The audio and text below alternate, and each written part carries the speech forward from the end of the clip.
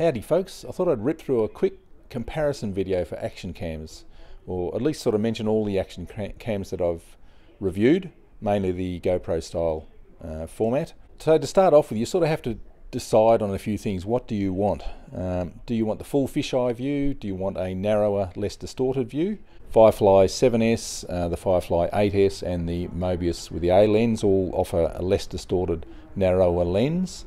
I personally use the wider view for onboard footage because you get more of the view, more of the plane in the view, and the narrower lens for recording planes from the ground, hat cam footage, things like that. Do you want radio control of the camera? There's a couple of cameras that you can plug in to your radio receiver and start and stop video with a switch, such as the Firefly 8S and the Foxeer Legend 1. They have that capability. Do you want a touch screen? I find touch screens a bit annoying actually. I prefer not to have a touch screen. What are your thoughts on audio? Do you want really good audio straight out of the camera? Do you want the ability to use an external microphone? Do you want real 4K capability or just interpolated 4K? I personally never use 4K. All I need really is 1080p or maybe 2.5K. That's fine with me. And finally, how much do you want to spend? You're only going to go to your budget anyway, so do you want a cheaper camera for under $100, or do you want to pay maybe up to $300 for a good quality camera? It's up to you. You have to decide. Hopefully this video will help you quickly have a look at all the different cameras. I do lots of reviews from action cams. I thought I'd use the GearBest website just because it has a very good display of action cameras. Now I have to declare, GearBest do send me action cameras for review, and I do get a commission for the sales, but my advice to you is have a look at my reviews. Don't necessarily buy from the link in the description. Go and search elsewhere, find the cheapest price, find the company that you want to buy it from. Just use my reviews as a guide for the features and image quality and what I think of them. Alright, so let's have a look at action cameras. Consumer electronics. Click on action cameras. Then what I do is click on high to low, so you get the most expensive ones, and then just scroll down. These are too ridiculously expensive, I won't even consider them. The first one I've tried is this SJcam SJ7 Star, which I really like. That's one of the best action cameras I've tried. It's true 4K 30 frames a second. It has the Sony IMX117 sensor and Umbrella A12 chipset. Any camera with the combination of those two components is very likely to be a high quality camera. The only problem with these cameras is that they have poor audio. It's very muddy and it's slightly out of sync with the video, which is very, very disappointing for such a good quality camera. They have a touch screen, which can be a good thing, can be an annoying thing. I prefer cameras that don't have a touch screen actually, so that I don't accidentally change settings without realizing. These have an aluminium housing which helps with heat dissipation, because doing 4K 30 frames a second, these cameras are working flat out and they warm up quite a lot, so the aluminium housing helps to dissipate the heat. Okay, that's my sort of top recommendation, I suppose. The SJ7 Star, really like it, great image quality. It's smooth tones, natural colors and nice motion too. Okay, scrolling down further, I've also looked at the Hawkeye Firefly 8S, a little bit cheaper. The 8S has the same sensor and processor as the SJ7. This one has a no distortion 90-degree lens, which is a great option if you don't want the full fisheye. I usually want the full fisheye if I'm doing onboard footage.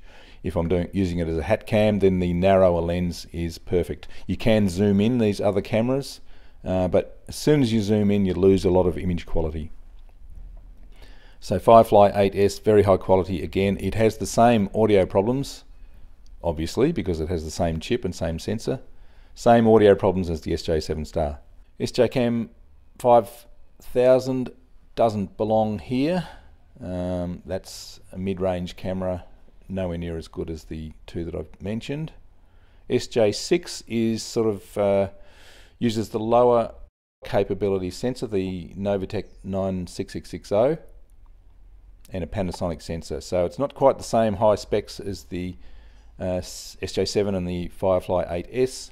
It's still a very good camera. Sort of has all the features of the SJ7. Can add an external microphone, touch screen.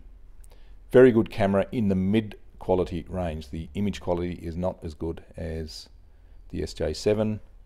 I think it has interpolated 4K rather than real 4K. Moving on, there's the SJ6 again. That's the full wide view Firefly 8S. That would be a good camera. 8S, don't know about them.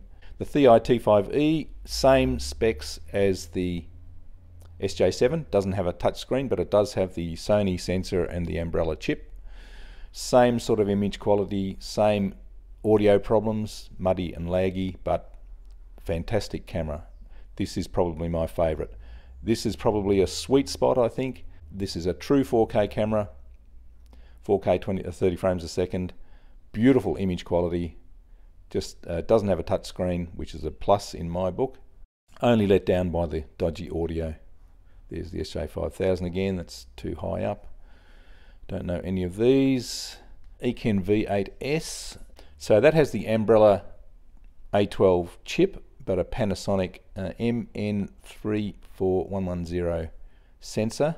This camera seems to be focused a little bit closer than a lot of the other ones. It's not quite as sharp in the distance, but it is sharp sort of closer up at the around 10 meter mark.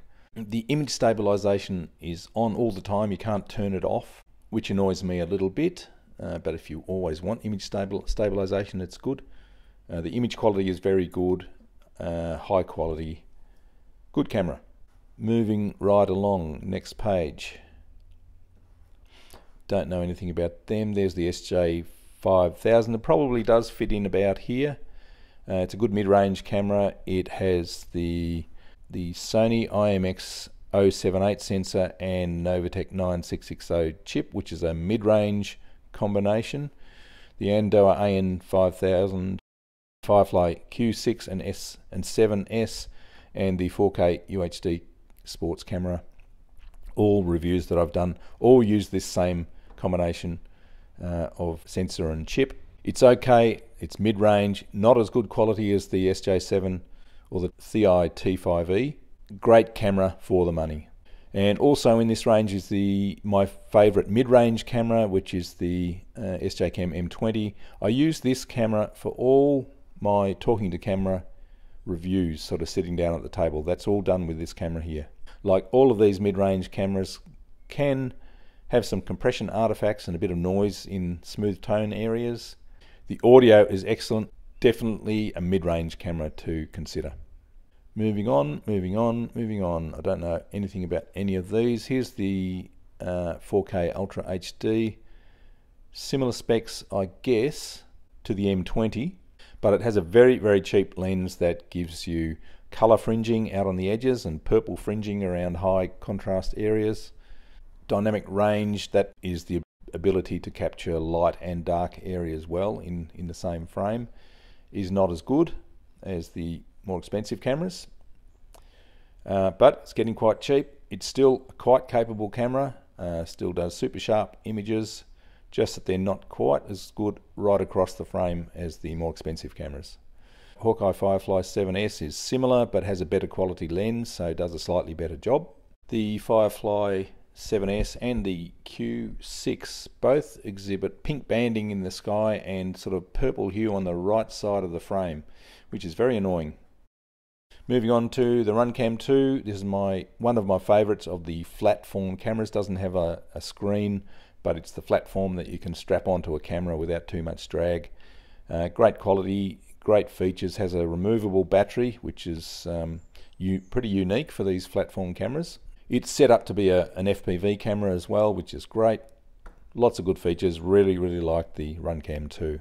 Now, the Hawkeye V5S, I'm going to review that soon, so I don't know much about that at this stage. But seeing I like the Hawkeye T5e, I'm hoping this is going to be good quality. Moving on. Hawkeye Firefly 6C, I haven't tried that one. That's getting down into the cheap cameras. Okay, here's the Firefly Q6, which is a cheap flat form camera. Does a reasonable job, has some strange colors, but I think the image stabilization in this one is probably the best of most cameras I've tried. For a very cheap flat-form camera, that's a decent one to consider. I personally prefer the Mobius with the C lens. I use that for all my onboard footage. Not as high specs as this, not quite as sharp, but just gives a nicer video output. I think nicer colors, smoother tones. And I'm only shooting for YouTube anyway, so all I need is 1080p. Moving on, haven't tried any of these cameras, getting rather cheap now, cheap and nasty. Can't find anything else. There's the Hawkeye Firefly Q6. That's more of the price that I was thinking about actually. For that price, this is a good camera. Of course, you won't get high quality, super high quality images, but it does a great job. Now, getting down into these cameras here, I'm suspecting that the image quality is going to be suffering quite a lot. They'll have very cheap lenses, which will give you all those unsharp edges, purple fringing, pink bands in the sky and all that sort of stuff. So I personally wouldn't consider a camera down in this range here. I'd be sticking up around the $100 mark at least for a sort of GoPro style action cam. My advice is don't even look at these cheaper cameras. Unless you can't afford anything else, then buy what you can and just use it. I'm sure it'll do a good job. None of them are terrible, just that you have to pay sort of $150 plus to get really good image quality. Okay, that'll about do it, and thanks for watching.